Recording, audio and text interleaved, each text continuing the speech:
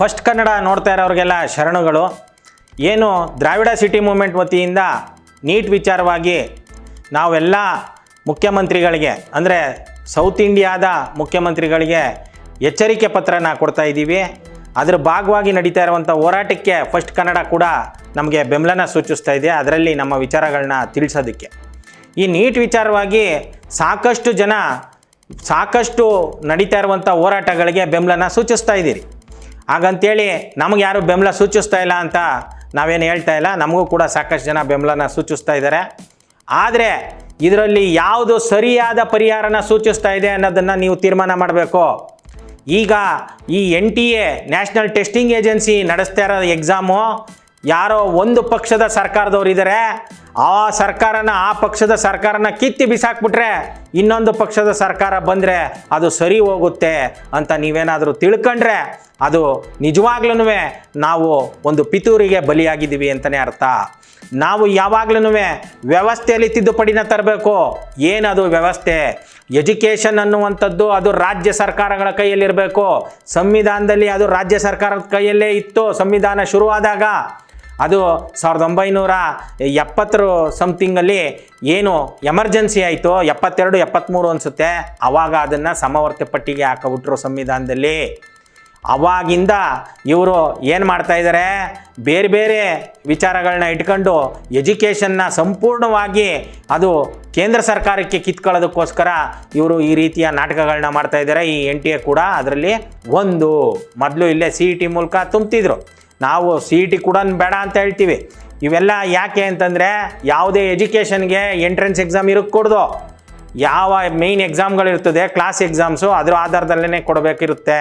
ಕಾರಣ ಏನು ಅಂತಂದರೆ ಯಾಕೆ ಎಂಟ್ರೆನ್ಸ್ ಎಕ್ಸಾಮ್ ಇರಬಾರ್ದು ಅಂತಂದರೆ ಅದು ದಂಧೆ ಮಾಡೋದಕ್ಕೆ ಅನುಕೂಲ ಆಗುತ್ತೆ. ಅದು ರಾಜ್ಯ ಸರ್ಕಾರ ನಡೆಸಲಿ, ಅದು ಕೇಂದ್ರ ಸರ್ಕಾರ ನಡೆಸಲಿ. ಇನ್ನು ಆ ದಂಧೆಗೆ ಅವಕಾಶ ಮಾಡಿಕೊಟ್ಟಷ್ಟು, ಕೋಚಿಂಗ್ ದಂಧೆ ಟ್ಯೂಷನ್ ದಂಧೆಗೆ ಅವಕಾಶ ಮಾಡಿಕೊಟ್ಟಷ್ಟು ಬಡ ಮಕ್ಕಳು, ವಂಚಿತ ಮಕ್ಕಳು, ಹಳ್ಳಿಗಳ ಮಕ್ಕಳು ಈ ಎಜುಕೇಷನ್ಗಳನ್ನ ಪಡ್ಕೊಳ್ಳೋದ್ರಿಂದ ದೂರ ಉಳಿತವೆ. ಯಾವಾಗ ಈ ಎಜುಕೇಷನ್ನು ಇಂಥ ಮಕ್ಕಳಿಗೆ ಸಿಕ್ಕಲ್ವೋ ಅಲ್ಲಿ ಒಳ್ಳೆ ಡಾಕ್ಟ್ರುಗಳು ತಯಾರಾಗಲ್ಲ, ಒಳ್ಳೆ ಇಂಜಿನಿಯರ್ಗಳು ತಯಾರಾಗಲ್ಲ, ನರ್ಸ್ಗಳು ತಯಾರಾಗಲ್ಲ, ಒಳ್ಳೊಳ್ಳೆ ಲಾಯರ್ಗಳು ತಯಾರಾಗಲ್ಲ. ಎಲ್ಲವೂ ನಗರ ಕೇಂದ್ರಿತ, ಶ್ರೀಮಂತರ ಕೇಂದ್ರಿತ ವ್ಯವಸ್ಥೆಯಾಗಿ ರೂಪುಗೊಂಡ್ಬಿಡುತ್ತೆ. ಹಾಗಾಗಿ ಈ ಎಜುಕೇಷನ್ ಅನ್ನುವಂಥದ್ದು ಅದು ರಾಜ್ಯ ಸರ್ಕಾರಕ್ಕೆ ಬರಬೇಕು. ಅದಕ್ಕೆ ಮೊದಲನೇ ಹೆಜ್ಜೆನೇ ಈ ನೀಟು ಬ್ಯಾನ್ ಆಗಬೇಕು. ಈ ಏನು ಮೆಡಿಕಲ್ ಎಂಟ್ರೆನ್ಸ್ ಎಕ್ಸಾಮ್ ಇಲ್ಲದೇ ಆ PUC ಮಾರ್ಕ್ಸ್ ಮೇಲೆ ಆ ಮೆಡಿಕಲ್ ಸೀಟ್ಗಳನ್ನ ಕೊಡುವಂಥದ್ದು ಅದು ರಾಜ್ಯ ಸರ್ಕಾರಕ್ಕೆ ಬರಬೇಕು ಅನ್ನೋದು ನಮ್ಮ ಹೋರಾಟ ಇದೆ. ಫಸ್ಟ್ ಕನ್ನಡ ಚಾನಲ್ ಮೂಲಕ ನೀವು ಕೂಡ ಕಮೆಂಟ್ ಸೆಕ್ಷನಲ್ಲಿ ನಮ್ಮನ್ನು ಬೆಂಬಲಿಸಿ, ನೀವು ನಿಮ್ಮ ಫೋನ್ ನಂಬರ್ನ ಹಾಕಿ ನಾವು ನಿಮ್ಮನ್ನು ಸಂಪರ್ಕ ಮಾಡ್ತೀವಿ. ಇನ್ನು ಈ ನೀಟು ವಿಚಾರ ಇಷ್ಟೊಂದು ಗಬ್ಬೆದೋಗಿ ಕೂತಿದೆಯಲ್ಲ, ಅದಕ್ಕೆ ಈಗಿರುವಂಥ ಕೇಂದ್ರ ಸರ್ಕಾರ ವಹಿಸ್ತಾ ಇರುವಂಥ ಕ್ರಮನ ನೀವು ಗಮನಿಸಬೇಕು. ಎಷ್ಟು ಹಾಸ್ಯಾಸ್ಪದವಾಗಿದೆ ಅಂತಂದರೆ ಇವರು ಈ ಮಿಲ್ಟ್ರಿದು ಇದಿದೆಯಲ್ಲ ಫ್ಲೈಟು, ಅದರಲ್ಲಿ ಪೇಪರ್ನ ಕಳಿಸ್ತಾರಂತೆ. ಯಾಕೆ ಅದು ಟ್ರೈನಲ್ಲಿ ಕೊರಿಯರಲ್ಲಿ ಬರಲ್ಲ ಅಂತ. ಏನು ಮಿಲ್ಟ್ರಿಲಿ ಕೆಲಸ ಮಾಡ್ತಾ ಇರೋರು ಯಾರೂ ಪೇಪರ್ ಲೀಕ್ ಮಾಡಲ್ವಾ? ಇಲ್ಲ ಅಲ್ಲೆಲ್ಲೋ ಟೈಪ್ ಮಾಡುವಾಗ ಅಲ್ಲೇ ಕ್ವಶನ್ಗಳು ಲೀಕ್ ಆಗಲ್ವಾ? ಏನ್ರಿ ಇದೆಲ್ಲ? ಅಲ್ಲಿ ಈ ಯುದ್ಧದ ಸಂದರ್ಭದಲ್ಲೇ ಆ ಯುದ್ಧ ಮಾಡೋದಕ್ಕೆ ನಮ್ಮ ಹತ್ರ ಸವಲತ್ತಿಲ್ಲ ಅಂಥೇಳಿ ಸಾಕಷ್ಟು ನಮ್ಮ ಬಜೆಟ್ ದುಡ್ಡೆಲ್ಲನೂ ಅದಕ್ಕೇ ನೀವು ಬೇಯಿಸ್ತಾ ಇದ್ದೀರಿ ಮಿಲ್ಟ್ರಿಗೆ ಅಂತ. ಈಗ ಈ ಪೇಪರ್ ಹಂಚೋದಕ್ಕೂ ಕೂಡ ನೀವು ಮಿಲ್ಟ್ರಿ ವಿಮಾನನ ಬಳಸ್ತೀನಿ ಅಂತ ಹೇಳ್ತೀರಿ ಅಂತಂದರೆ ನಿಮ್ಮ ಆಡಳಿತ ಯಾವ ಮಟ್ಟದ ದಿವಾಳಿತನಕ್ಕೆ ತಲುಪಿದೆ? ಇದರ ಮಧ್ಯ ಈ ಫೇಕ್ ನ್ಯೂಸ ಹಾವಳಿಗಳು ಕೂಡ ಬೇಕಾದಷ್ಟು ಇದೆ. ಯಾವುದೋ ಒಂದು ಶಿಕ್ಷಣ ಇಲಾಖೆಯ ಕಟ್ಟಡ ಬೆಂಕಿ ಎತ್ಕೊಬಿಟ್ಟಿದೆ ಡೆಲ್ಲಿಲಿ, ಈ ನೀಟ್ ಸಂಬಂಧಪಟ್ಟಿದ್ದು ಡಾಕ್ಯುಮೆಂಟ್ಸ್ ಎಲ್ಲ ಸುಟ್ಟಾಕ್ಬಿಟ್ರು ಅಂತ ಕೆಲವು ಚಾನೆಲ್ಗಳು ಆ ಹಿಂದಿಲಿ ಇಂಗ್ಲೀಷಲ್ಲೆಲ್ಲ ಬಂದ್ಬಿಡುತ್ತೆ.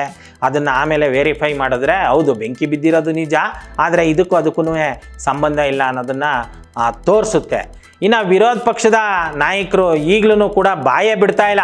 ಇದನ್ನು ರಾಜ್ಯ ಸರ್ಕಾರಗಳಿಗೆ ಕೊಡಬೇಕು, ಅದು ಅವರ ಕೆಲಸ ಅನ್ನುವಂಥದ್ದನ್ನು ಬಾಯ ಬಿಡ್ದೇನೆ ಇವರು ಹೆಂಗಾದರೂ ಮಾಡಿ ನೆಕ್ಸ್ಟ್ ಟೈಮ್ ನಾನು ಪ್ರೈಮ್ ಮಿನಿಸ್ಟರ್ ಆಗಿಬಿಡ್ತೀನಿ, ಆವಾಗ ನಾನು ಇಡೀ ಇಂಡಿಯಾನ ನಾನು ಕೈ ತುದಿಲೇ ಹಿಂಗೆ ಆಡಿಸ್ಬಿಡ್ಬೇಕು ಅನ್ನೋ ದುರಾಸೆಯಿಂದ ಅವರು ಏನು ಹೇಳ್ತಾ ಇದ್ದಾರೆ, ನಿಮ್ಮ ಕೈಲಿ ಯೋಗ್ಯತೆ ಇಲ್ಲ, ನಿಮ್ಮ ಕೈಲಿ ನಡ್ಸೋಕ್ಕಾಗಲ್ಲ, ಇಂಥದ್ದನ್ನು ಹೇಳ್ತಾ ಇದ್ದಾರೆ ಹೊರತಾಗಿ ನಿಜವಾದ ಪರಿಹಾರನ ಸೂಚಿಸ್ತಾ ಇಲ್ಲ.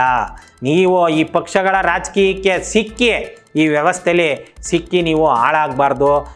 ನಾವು ಹೇಳ್ತಾ ಇರೋದನ್ನು ಆಲೋಚನೆ ಮಾಡಬೇಕು. ಇದಕ್ಕೆ ನಿಜವಾದ ಪರಿಹಾರ ರಾಜ್ಯ ಸರ್ಕಾರಗಳೇ ಈ ಮೆಡಿಕಲ್ ಸೀಟ್ಗಳನ್ನ ಹಂಚದೆ ಹೊರತಾಗಿ ಇದಕ್ಕೆ ಕೇಂದ್ರ ಸರ್ಕಾರದ ಇಂಟರ್ಫಿಯರೆನ್ಸು ಇರಕ್ಕೂಡ್ದು. ಇದು ನಮ್ಮೆಲ್ಲರ ಒಕ್ಕೂರಲ ದನಿ ಆಗಬೇಕು. ಮತ್ತೊಂದು ಪರಿಹಾರ ಈಗಿರುವಂಥ ಕೇಂದ್ರ ಸರ್ಕಾರ ಹೇಳಿರೋದೇನಂತಂದರೆ, ಇವರೆಲ್ಲ ಸರ್ವೆ ಮಾಡಿಬಿಟ್ರಂತೆ, ಇವರೆಲ್ಲ ವೆರಿಫೈ ಮಾಡಿಬಿಟ್ರಂತೆ, ಇವ್ರು ಪತ್ತೆ ಹಚ್ಬಿಟ್ರಂತೆ, CBT ಮಾದರಿಲಿ ಪರೀಕ್ಷೆ ನಡೆಸ್ಬಿಟ್ರೆ. ಏನು CBT ಮಾದರಿ ಅಂದರೆ ಇದು ಕಂಪ್ಯೂಟರ್ ಬೇಸ್ಡ್ ಟೆಸ್ಟು.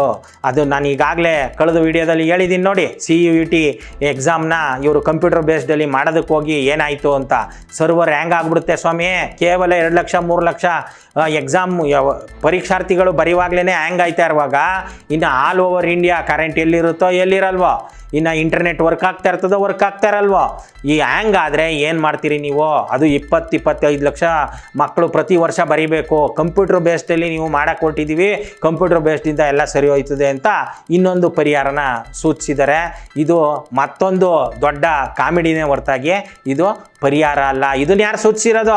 ಇದನ್ನು ವಿರೋಧ ಪಕ್ಷದವರೆಲ್ಲ ಸೂಚಿಸಿರೋದು, ಆಡಳಿತ ಪಕ್ಷದವರೇ ಈ ಒಂದು ಪರಿಹಾರನ. ಮೊದಲನೇ ಪರಿಹಾರ ಸೂಚಿಸಿರೋದು ಯಾವುದು? ಅವರು ಈ ಮಿಲಿಟ್ರಿ ವಿಮಾನಗಳಲ್ಲಿ ಪೇಪರ್ನ ಕಳಿಸೋದು. ಎರಡನೇದು ಅವರು ಕಂಪ್ಯೂಟರ್ ಬೇಸ್ಡಲ್ಲಿ ಅವರು ಈ ಒಂದು ಟೆಸ್ಟನ್ನು ನಡೆಸ್ತೀವಿ ಅಂತ ಹೇಳಿರುವಂಥದ್ದು. ಈ ಒಂದು ಎರಡನೇ ಪರಿಹಾರ ಏನಿದೆ ಅದಕ್ಕೆ ಸುಪ್ರೀಂ ಕೋರ್ಟು ಇಲ್ಲ ಆಗಲ್ಲ ಅಂತ ಹೇಳ್ಬಿಟ್ಟಿದೆ. ನೀವೇನು ಕಂಪ್ಯೂಟರ್ ಬೇಸ್ಡಲ್ಲಿ ನಡೆಸ್ತೀರಿ ಅಂತ ಹೇಳ್ತಾ ಇದ್ದೀರಿ ಜೂನ್ 21 ಅದನ್ನು ಆಗಲ್ಲ ಅಂದ್ಬಿಟ್ಟಿದೆ. ಆದರೆ ಮುಂದಿನ ವರ್ಷದಕ್ಕೆ ಖಂಡಿತವಾಗ್ಲೂ ಸುಪ್ರೀಂ ಕೋರ್ಟ್ ಕೂಡ ಅವಕಾಶ ಮಾಡಿಕೊಟ್ಬಿಡುತ್ತೆ. ಅಲ್ಲಿಗೆ ನೀವು ಖುಷಿ ಆಗ್ಬಿಡ್ಬೇಡಿ, ಸರಿ ಹೋಯ್ತು ಈ ವ್ಯವಸ್ಥೆ ಅಂತ. ಖಂಡಿತವಾಗ್ಲೂ ಇದಕ್ಕಿಂತನೂ ದೊಡ್ಡ ಮೋಸ ಯಾವುದು? ಈ ಪೇಪರ್ ಲೀಕ್ ಇದೆಯಲ್ಲ, ಇದರಲ್ಲಾದ್ರೂ ಆ ಪೇಪರು ಸಿಕ್ಕಿತು ನಾವು ಹೇಳ್ಬಿಡ್ಬೋದು. ಈ ಕಂಪ್ಯೂಟ್ರಲ್ಲಿ ಹೆಂಗ್ರಿ ಕಂಡುಹಿಡಿತೀರಿ? ಸಾಫ್ಟ್ವೇರ್ ಎಲ್ರಿಗೂ ಗೊತ್ತಿರಲ್ಲ, ಕೋಡಿಂಗ್ ಎಲ್ರಿಗೂ ಗೊತ್ತಿರಲ್ಲ, ಎಲ್ಲೋ ಕೂತ್ಕೊಬಿಟ್ಟು ಹ್ಯಾಕ್ ಮಾಡಿಬಿಟ್ಟಿರ್ತಾರೆ. ಇದು ಇನ್ನೂ ದೊಡ್ಡ ಮೋಸ ಆಗುತ್ತೆ. ಆದರೆ ಇವರು ಸುಪ್ರೀಂ ಕೋರ್ಟಲ್ಲೂ ಕೂಡ ಮುಂದಿನ ವರ್ಷದಿಂದ ಇದನ್ನು ನಡೆಸ್ಬೋದು ಅಂತೇಳಿ ಜನರಿಗೆ ಮಣ್ಣನ್ನು ಎರಚೋದಕ್ಕೆ ರೆಡಿಯಾಗಿದ್ದಾರೆ. ಇದಕ್ಕೆ ನಾವು ಅವಕಾಶನ ಮಾಡಿಕೊಡ್ಬಾರ್ದು. ಇದಕ್ಕೆ ನಿಜವಾದ ಪರಿಹಾರ ರಾಜ್ಯ ಸರ್ಕಾರಗಳಿಗೆ ಬಿಟ್ಬಿಡಬೇಕು. ಮೆಡಿಕಲ್ ಸೀಟನ್ನು ತುಂಬೋದು ವಿಚಾರ ರಾಜ್ಯ ಸರ್ಕಾರಗಳಿಗೆ ಬಿಡಬೇಕು. ರಾಜ್ಯ ಸರ್ಕಾರ ಯಾವುದೇ ಎಂಟ್ರೆನ್ಸ್ ಎಕ್ಸಾಮ್ ಇಲ್ಲದೆ PUC ಮಾರ್ಕ್ಸ್ ಮೇಲೆ ಈ ಸೀಟ್ಗಳನ್ನ ಹಂಚಿಕೆ ಮಾಡಬೇಕು. ಇನ್ನು ಈ ಪರಿಹಾರ ನಾವೇನು ಸೂಚಿಸ್ತಾ ಇದ್ದೀವಿ, ಸೌತ್ ಇಂಡಿಯಾದ ಎಲ್ಲ ರಾಜ್ಯದ ಸರ್ಕಾರಗಳು, ರಾಜಕಾರಣಿಗಳು ಅವರು ಸುಮ್ಮನೆ ಬೇಕು ಅಂತ ಹೇಳಿದಾರೋ, ಇಲ್ಲ ಅಂತಂದರೆ ಇನ್ನು ಜನ ದಂಗೆ ಹೇಳ್ತಾರೆ, ಇಲ್ಲ ಬಡಿತಾರೆ ನಮಗೆ ಅಂತೇಳಿ ಆ ಥರ ಹೇಳಿದಾರೋ ಗೊತ್ತಿಲ್ಲ. ನನಗೆ ಈ ರಾಜಕಾರಣಿಗಳ ಮೇಲೆ ಯಾವುದೇ ವಿಶ್ವಾಸ ಇಲ್ಲ. ಯಾಕಂತಂದರೆ ಅವರೆಲ್ಲರೂ ಕೂಡ ಅಲ್ಲಿ ಸಿಗುವಂಥ ಐಷಾರಾಮಿ ಜೀವನನ ಎಂಜಾಯ್ ಮಾಡೋದಕ್ಕೆ ಬಂದಿದ್ದಾರೆ. ಅದ್ರ ಮೂಲಕ ಸಿಗುವಂಥ ವ್ಯವಹಾರನ ಮಾಡ್ಕೊಳ್ಳೋದಕ್ಕೆ ಬಂದಿದ್ದಾರೆ ಹೊರತಾಗಿ ಅವರು ನಿಜವಾಗ್ಲೂ ಜನಗಳ ಪರವಾಗಿ ಕೆಲಸ ಮಾಡೋದಕ್ಕೆ ಈ ವ್ಯವಸ್ಥೆ ಬಿಟ್ಕೊಡ್ತಾ ಇಲ್ಲ. ಅವ್ರಿಗೆ ಇಷ್ಟ ಇದ್ರೂ ಕೂಡ ಬಿಟ್ಕೊಡ್ತಾ ಇಲ್ಲ. ಅಂಥ ಒಂದು ವ್ಯವಸ್ಥೆಯಲ್ಲಿ ಇವರೆಲ್ಲ ರಾಜಕಾರಣಿಗಳಾಗಿದ್ದಾರೆ. ಈಗ ಈ ಒಂದು ಪರಿಹಾರನ ಕೇವಲ ಸೌತ್ ಇಂಡಿಯಾದ ರಾಜಕಾರಣಿಗಳೇ ಯಾಕೆ ಮಾತಾಡ್ತಾರೆ ಅಂತಂದರೆ, ನಾರ್ತ್ ಇಂಡಿಯಾದಲ್ಲೂ ಅವ್ರಿಗೂ ರಾಜ್ಯ ಸರ್ಕಾರಕ್ಕೆ ಅವಕಾಶ ಸಿಗುತ್ತೆ, ನಾವು ಕೂಡ ಸರಿಯಾಗಿ ನಡೆಸ್ಬೋದು ಅಂತ ಯಾಕೆ ಅವ್ರು ಆಲೋಚನೆ ಮಾಡಲ್ಲ ಅನ್ನೋದಕ್ಕೆ ಈ ಉತ್ತರ ಪ್ರದೇಶದ ಈ ಒಂದು ಜೀವಂತ ಉದಾಹರಣೆನ ನೀವು ನೋಡಬೇಕು. ಏನದು ಅಂತಂದರೆ, ಅಲ್ಲಿ B.Ed ಎಕ್ಸಾಮ್ನ ನಡೆಸುವಾಗ ಆ ಎಕ್ಸಾಮ್ ಸೆಂಟ್ರ್ ಹತ್ರ ಮೋರಿಗೆ ಬಿದ್ದೋಗಿದ್ದಾರೆ ರೀ. ಆ ಎಕ್ಸಾಮ್ ಸೆಂಟ್ರ್ ಹತ್ರ ನಡ್ಕೊಂಡು ಹೋಯ್ತಾ ಮೋರಿಗೆ ಕುಸ್ತು ಹೋಗ್ಬಿಟ್ಟಿದೆ ನೋಡಿ. ಎಕ್ಸಾಮು ಹೋಗಿ ಬರೆದು ಪಾಸ್ ಆಗದಿರೋದು ಒಂಥರ. ಎಕ್ಸಾಮ್ ಸೆಂಟ್ರು ಈಚೆನೋ ಎಕ್ಸಾಮ್ ಸೆಂಟ್ರಿಗೆ ಹೋಗುವಾಗ ಒಂದು ಒಳ್ಳೆಯ ಕಟ್ಟಡನ ಇಟ್ಕೊಂಡಿಲ್ಲ ಇವರು.